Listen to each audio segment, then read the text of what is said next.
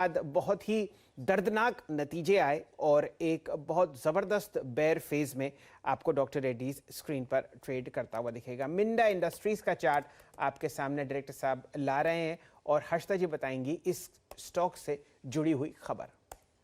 In fact आजकल focus में इस लिहाज से रहता है कि इलेक्ट्रिक व्हीकल बिजनेस को लेकर कंपनी अपने प्लान्स और फर्म अप करती हुई दिखाई दे रही। कई सारे अनाउंसमेंट्स और लेटेस्ट अनाउंसमेंट यही है कि जर्मनी की एक कंपनी के साथ दरअसल इन्होंने करार किया, एक जॉइंट वेंचर में उतर रहे हैं। इलेक्ट्रिक व्हीकल कंपोनेंट्स के लिए करार किया गया है जिसमें मिंडा की हिस्सेदारी करीब 50% के आसपास होगी।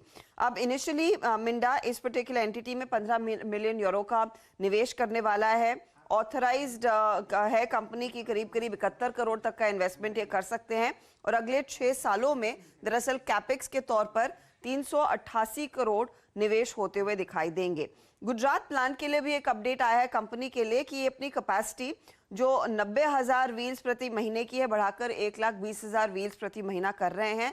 प्रोजेक्ट कॉस्ट करीब 74 करोड़ की रहेगी और FY 23 से 24 की पहली तिमाही में दरअसल ये कमीशन होता हुआ दिखाई देगा। तो ये फिलहाल दो डेवलपमेंट्स मिंडा इंडस्ट्रीज के लिए। स्टॉक वैसे भी फोकस में रहा है और ईवी को लेकर कंपनी अब काफी बुलिश है।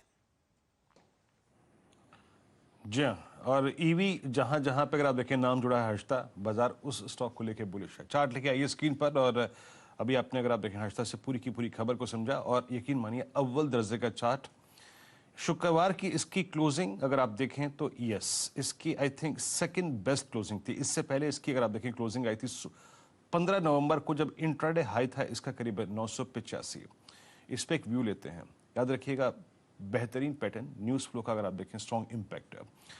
इस पर आपकी राय क्या होगी प्लीज जरा बताइए। मानस, अगर ये 955 के ऊपर ट्रेवल करना शुरू करे तो डिलीवरी जोड़नी चाहिए या नहीं जोड़नी चाहिए, और शॉर्ट टर्म प्रोस्पेक्टिव से आपका व्यू क्या है? स्पेशली मैं उस 15 नवंबर के प्राइस को रेफरेंस पॉइंट मान के ये डिस्कशन करना चाहता हूं। इसके ऊपर इस राउंडिंग बॉटम का टारगेट क्या होगा?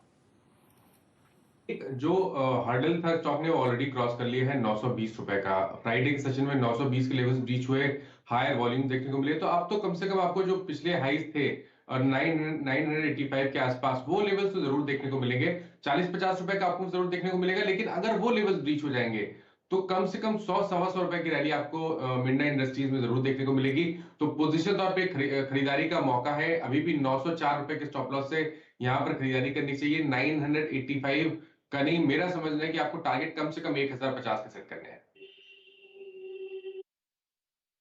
चलिए, तो मिंडा इंडस्ट्रीज पर व्यू काफी स्ट्रांग है। 942 का लेवल है और थोड़ा सा अगर आप देखें 955-60 का लेवल निकल जाए तो 100-125 रुपए का स्विंग आएगा। याद रखिएगा शुक्रवार की क्लोजिंग में पूरे के पूरे ऑटो एंसिलरी स्पेस में एक बहुत स्ट्रॉन्ग स्विंग आया था। तो मिंडा के सिवा कुछ और स्टॉक से बातचीत करेंगे, लेकिन उससे पहले काम करते हैं स्टॉक्स एंड न्यूज की रेस्ट जो बची हुई लिस्ट है उसको पूरा कर लेते हैं। हर्षदा बताइए। वीरू वेदांत रेडार पर रहेगा और जैसे एक्सपेक्टेड था कि हिंदुस्तान जिंक से जो भी ये डिविडेंड कमा रहे हैं आगे पास ऑन करेंगे, वो अब अपडेट आ चुका है। ओवर द वीकेंड कंपनी 13 रुपए 50 पैसे प्रति शेयर का दरअसल डिविडेंड अपने शेयर धारकों को देगी। ये सेकेंड इंटरिम डिविडेंड होगा FY 22 के लिए जो दरअसल कंपनी शेयर कर रही है। 5,019 करोड़ कुल डिविडेंड का अमाउंट है। दूसरी तरफ एंथनी वेस्ट हैंडलिंग, इसके हाथ दरअसल 1,000 करोड़ का ऑर्डर लगा है नॉर्थ दिल्ली म्युनिसिपल कॉर्पोरेशन की ओर से। 10 सालों का ये ऑर्डर है, यानी कि अगर इसे आप बांट कर देखेंगे तो हर साल 100 करोड़ का काम होगा। LOI basically door to door collection और म्युनिसिपल वेस्ट को सही जगह ट्रांसपोर्ट करने का है, साथ ही वो उन व्हीकल्स को मेंटेन और ऑपरेट भी करेंगे। तो ये फिलहाल एक अपडेट कंपनी के लिए आया है। सरदार पहाड़गंज जोन के लिए दरअसल इनको ये काम करना है। लिकर कंपनियां रेडार पर रखिएगा, खासतौर से USL। आज से अनुमान है कि लिकर कंपनियां कॉस्ट घटाती हुई दिखाई देंगी इस पर्सपेक्टिव से कि महाराष्ट्र सरकार ने एक्साइज ड्यूटी कट जो अनाउंस किया था। तो USL के कुछ ब्रांड्स हैं जो वो इंपोर्ट करते हैं, वो दरअसल स्टॉक आज फोकस में रहेगा। बर्गर किंग स्टॉक काफी हॉट रहा है पिछले कुछ ट्रेडिंग सेशंस में और 15 तारीख को दरअसल बोर्ड की बैठक है। इक्विटी के जरिए फंड रेज करने का प्लान है। QIP या फिर प्रेफरेंशियल अलॉटमेंट करती हुई कंपनी दिखाई दे सकती है। यही नहीं, अल्ट्राटेक भी रेडार पर रखें।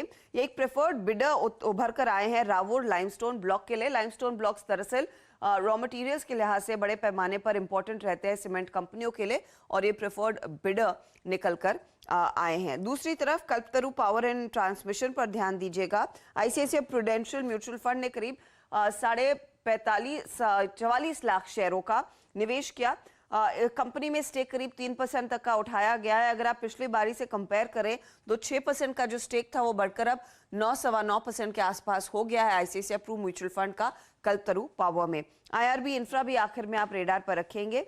होली ओन आर्म का जो फाइनेंशियल क्लोजर था एक 4 लेन प्रोजेक्ट के लिए जो पठानकोट मंडी हाईवे वाला था, 700 करोड़ से ज्यादा का ये फाइनेंशियल क्लोजर था जो कंपनी ने अचीव कर लिया है।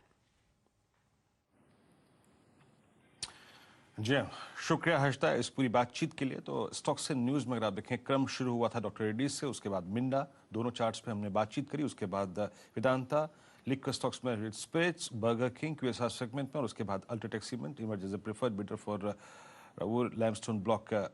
एक बार जरा अल्ट्राटेक पे बात करते हैं। देखिए ये स्पेस थोड़ा सा अनटच्ड रहा है पिछले कुछ सेशन से। यहाँ पर जरा इसलिए बातचीत करते हैं क्योंकि लेवल्स बड़े इंटरेस्टिंग है। अल्ट्राटेक सीमेंट 7440, याद रखिए ये इसका exactly 100 day exponential moving average है, और इसने 26 नवंबर से लेके अब तक, यानी आप समझ लीजिएगा कि लास्ट जो 15-20 सेशन है, इसने पूरा का पूरा जो बेस बिल्डिंग का क्रम है ना, जिसे कहते हैं बेस बनाना, उसको पूरा किया है। अच्छा, थोड़ा फियर कम डर इसलिए भी है क्योंकि 7200 का इस दौर का लो था और इसका अक्टूबर का 22 का लो था करीब करीब 7000 के आसपास। तो हायर लोज लगे हैं। राजेश सतपुते जी, अगर ये स्टॉक अपने 20 डेमा जो कि करीब करीब 7486 के ऊपर प्लेस्ड है, अगर कटे तो आप इसे चेस करेंगे या फिर किसी दूसरे सीमेंट स्टॉक को? वीरेंद्र जी बिल्कुल सही। आपने जो सीमेंट सेक्टर यानी ओवरऑल अगर आप देखें सीमेंट सेक्टर बहुत बढ़िया कर रहा है।